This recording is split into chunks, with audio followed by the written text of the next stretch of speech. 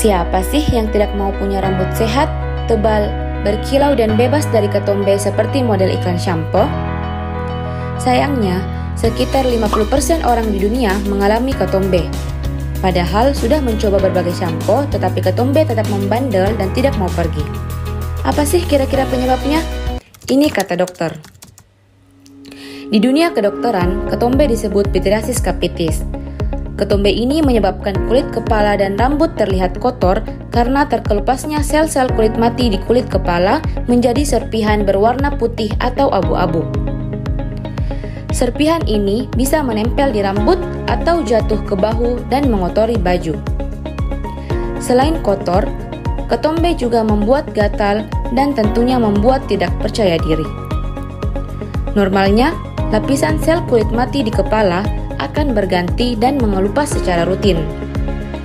Pengelepasan sel kulit mati ini sangat kecil, tidak terlihat dan tidak menimbulkan masalah. Tetapi, pada orang yang mengalami ketombe, lapisan kulit kepala mengalami sedikit gangguan. Pertumbuhannya yang terlalu cepat menyebabkan sel kulit mati menumpuk. Jadi, sel-sel kulit mati yang terkelupas bisa terlihat kasat mata karena ukurannya yang cukup besar. Inilah yang namanya ketombe. Ketombe biasanya dialami pada usia 20-an dan lebih sering pada laki-laki dibandingkan perempuan karena usia 20-an terjadi peningkatan produksi sebum atau minyak di kulit kepala.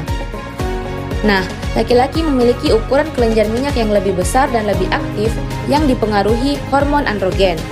Jadi, kulit kepala yang lebih berminyak, nantinya si minyak ini dapat mensponsori pertumbuhan jamur di kulit kepala dan juga membuat ketombe.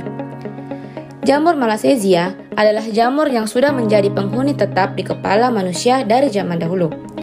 Keberadaan Malassezia ini pada kondisi normal tidak sampai mengganggu, tetapi pada orang berketombe, pertumbuhan jamur ini lebih sampai menyebabkan infeksi, gatal, dan kemerahan.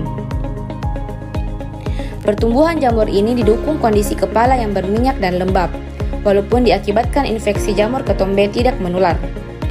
Selain peran si jamur, pengaruh lingkungan seperti iklim, paparan sinar matahari yang berlebihan, perubahan hormonal, stres psikologis, iritasi akibat penggunaan shampoo yang berlebihan, kotoran dan debu, terlalu sering menyisir rambut, dan kelainan saraf serta keadaan imunitas terganggu juga menyebabkan ketombean.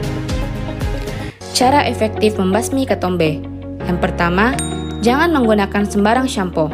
Gunakan shampoo yang mengandung zat anti ketombe seperti zinc pyrithione atau ZPT yang efektif melawan Malassezia dan menghambat pertumbuhannya. Selain itu, ZPT memperlambat produksi sel kulit baru dan mengurangi pergantian sel kulit dan mengatur produksi sebum atau minyak. Yang kedua, asam salisilat.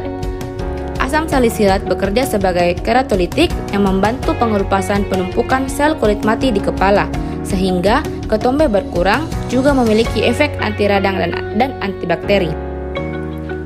Yang ketiga, sulfur. Sulfur juga membantu pengelupasan penumpukan sel kulit mati di kepala dan sebagai antibakteri. 4.